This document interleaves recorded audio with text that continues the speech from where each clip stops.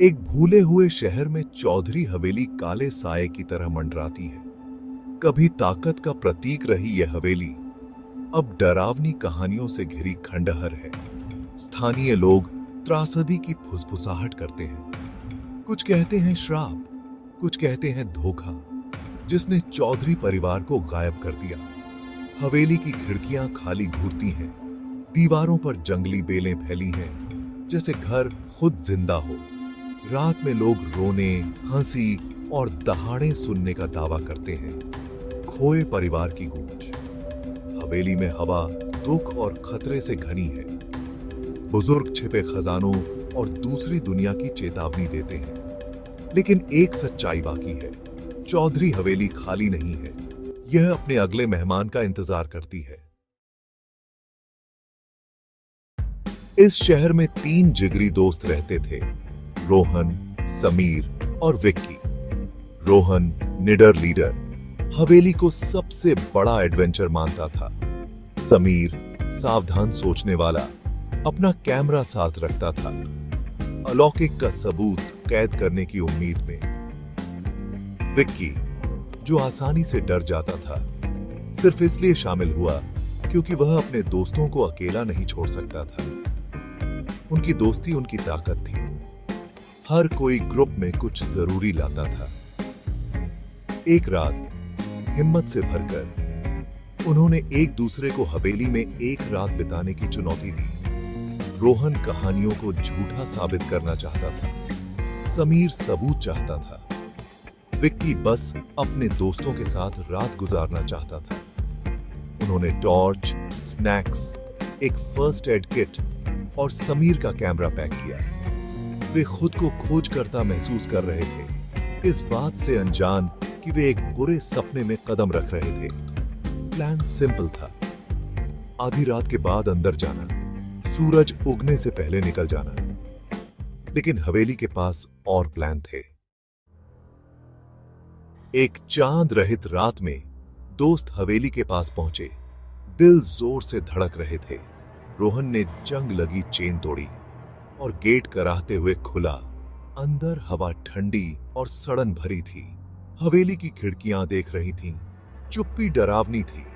Torch की रोशनी में जंगली परछाइयां नाच रही थीं। मुख्य हॉल विशाल था, ढके फर्नीचर और भूतिया जालों से भरा। हर कदम की गूंज सुनाई देती थी। हवेली उनके चारों ओर सांस ले रही थी, दुख और रहस्य से भरी।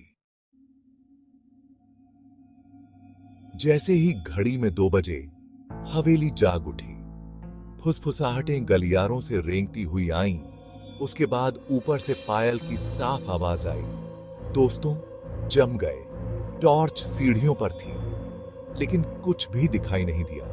समीर ने तस्वीरें खींची और एक में एक धुंधली लड़की की आकृति जो एक गुड़िया पकड़े थी वापस घूर रही थी। डर ने उनकी बहादुरी को तोड़ दिया। अचानक एक दरवाजा जोर से बंद हुआ। कोई हवा नहीं, कोई नहीं था। एक और दरवाजे के पीछे से एक आदमी की गुस्से वाली आवाज और एक औरत की चीख गूंजी। त्रासदी का एक दोहराव। दोस्तों को एहसास हुआ कि वे अतीत को देख रहे थे, अनचाहे दर्शक के रूप में फंसे हुए थे। घबराहट छा गई। विक्की रोया, समीर कांपा और रोहन का आत्मविश्वास गायब हो गया। हवा और ठंडी हो गई। हवेली गुस्से से भरी हुई थी। एडवेंचर खत्म हो गया था। अब यह बचने की लड़ाई थी। हवेली का असली रूप सामने आया, गुस्से वाला, भूतिया और भूखा। वे अब सिर्फ आगंतुक नहीं थे, वे शिकार थे। जैसे ही उन्होंने भागने पर विचार किया, पायल की आवाज सीढ़ियों से नीचे आई। एक फीकी साड़ी में एक भूतिया महिला दिखाई दी। उसकी आंखें निराशा से खाली थीं। उसके पीछे जमींदार रघुबीर चौधरी बाहर आया। उसकी नजर गुस्से से जल रही थी। 2 बच्चे पीछे पीछे आए, फोटो वाली लड़की और उसका भाई। भूतिया परिवार सीढ़ियों पर चुपचाप और डरावना खड़ा था। लड़की ने दोस्तों की ओर इशारा किया। उसकी मुस्कान मुड़ी हुई और खाली थी। एक डरावनी फुसफुसाहट से हॉल भर गया। बाहर निकलो! कमांड ने उनके पक्षाघात को तोड़ दिया। वे दरवाजे की ओर भागे, लेकिन मुख्य दरवाजा जोर से बंद हो गया, उन्हें अंदर फंसा दिया। आत्माएं करीब आ गईं। हवेली अपने जबड़े बंद कर रही थी। दोस्त फंस गए थे, प्रताड़ित परिवार से घिरे हुए थे।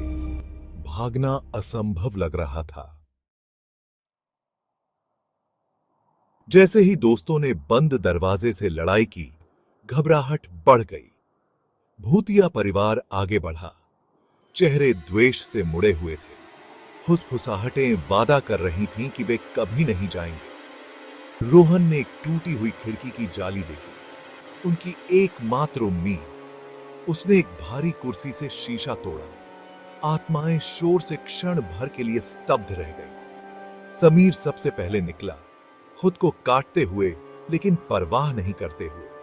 विक्की, लगभग डर से लकवाग्रस्त, को अगले धकेल दिया गया। केवल रोहन बचा था। जब एक ठंडी पकड़ ने उसकी टखने पकड़ ली, जमींदार का भूतिया हाथ। रोहन जलती आंखों में घूरता रहा, डर से जमा हुआ था। एक हताश लात से वह आजाद हुआ और खिड़की से कूद गया। वे बाहर गिरे, हांफते हुए। हवेली की चीखें उनके पीछे गूंज रही थीं। वे भागे, कभी पीछे मुड़कर नहीं देखा। हवेली ने उन्हें जाने दिया था, लेकिन अछूता नहीं, कुछ पीछे पीछे आया था। वे सुबह तक भागे, सड़क किनारे गिए, हिल गए, लेकिन जिंदा थे। समीर और विक्की रोए, लेकिन रोहन बदल गया था। शांत, खाली। उसकी आंखें अब गहरी, अप्राकृतिक लाल थीं। अगले कुछ दिनों में रोहन पीछे हट गया। बुरे सपने और अजीब फुसफुसाहटें। हवेली ने उसे जाने दिया था, लेकिन उसने कुछ ले लिया था और कुछ पीछे छोड़ दिया था। और कभी-कभी वह आपके घर तक पीछा करता है।